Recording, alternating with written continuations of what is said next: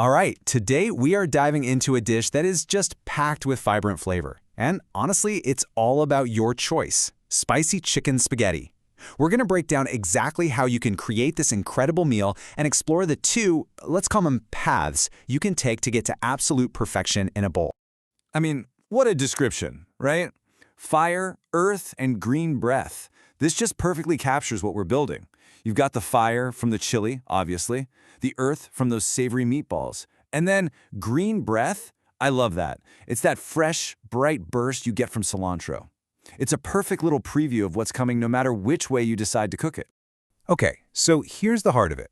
This whole recipe is kind of like to choose your own adventure. It's built around one big choice. Path number one, the lighter bake. This is going to give you really tender, evenly cooked meatballs with a super clean finish.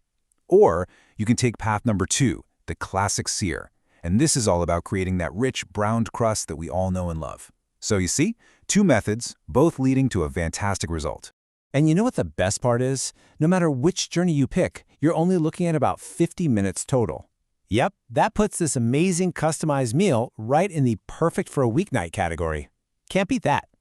So, every great journey has a starting point, right? And for our spicy chicken spaghetti, it's all about the flavor foundation. Both paths, the baked and the pan-fried, they start in the exact same place. This aromatic, wonderfully spicy sauce base. This is where we build the soul of the entire dish. And just look at these ingredients. What's so cool here is how simple they are, but man, are they powerful.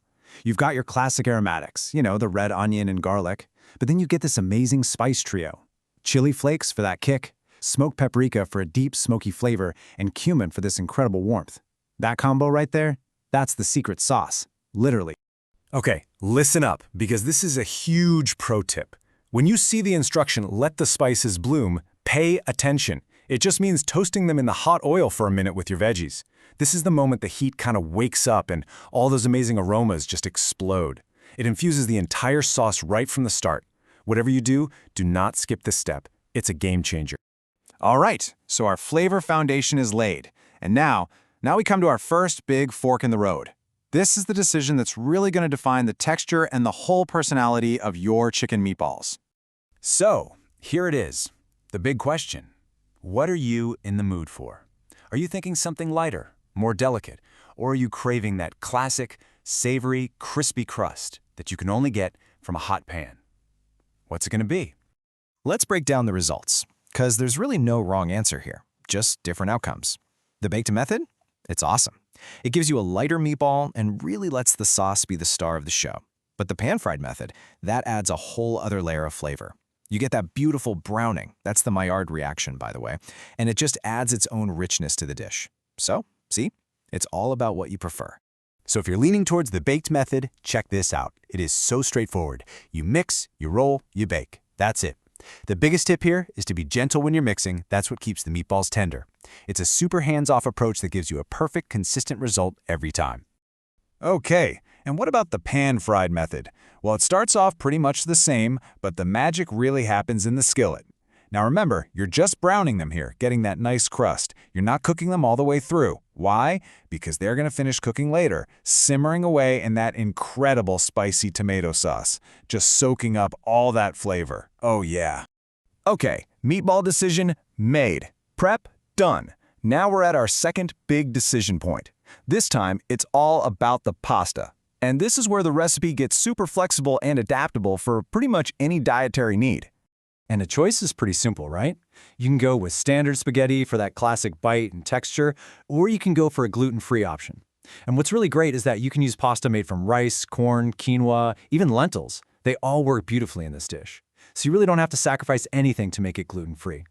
Now, if you do decide to go the gluten-free route, here are a few golden rules you'll want to follow. Heads up, GF pasta cooks really fast, so you gotta check it early. Also, it loves to soak up liquid, so you might want to keep your sauce a little looser than you normally would. And for the absolute best texture, serve it up right away. These little tweaks, they make all the difference. Okay, the decisions have been made. Our meatballs are ready, our pasta is chosen, it is time for the grand finale. This is where we bring all these amazing parts together into one spectacular dish. And this is where the magic really happens. So you've bloomed your spices, now you stir in your tomato paste and crushed tomatoes. Then you just gently nestle those meatballs, baked or pan-seared, doesn't matter, right into that sauce. And here's another pro tip. A splash of that starchy pasta water you saved, it helps thicken everything up into this rich, glossy sauce while it all simmers together. It's just perfect. And one last super important piece of technique. When you go to toss the pasta with the sauce, be gentle. Doesn't matter if it's regular or gluten-free pasta, which can be a little more delicate. You want to coat every single strand without breaking it all up. Think finesse, not force. Treat it with care. We have built our amazing dish. Now it's time to make it absolutely shine. This last step is all about the plating, the garnishes, and all those little personal touches that are going to take this from great to unforgettable. And look at all these options you have. You can fold in fresh cilantro right at the end, off the heat to keep it super fresh. You could add even more heat with some sliced chilies, or go the other way and add a cooling yogurt lime sauce on the side. A little bit of Parmesan, a final squeeze of lime. This is where you truly make the dish 100% yours. So remember that beautiful phrase from the very beginning, green breath? Now it all makes sense, right? It's that final, generous handful of fresh cilantro that just cuts through all the richness and the spice. It gives the whole dish this bright, lively, fresh finish. It's seriously the perfect final note. So there you have it, a spicy, savory, and totally versatile chicken spaghetti. We've walked through the two main paths, the lighter bake versus the classic sear, and we've seen all the ways you can make it your own. So really, the only question left is, what's your perfect bowl gonna look like?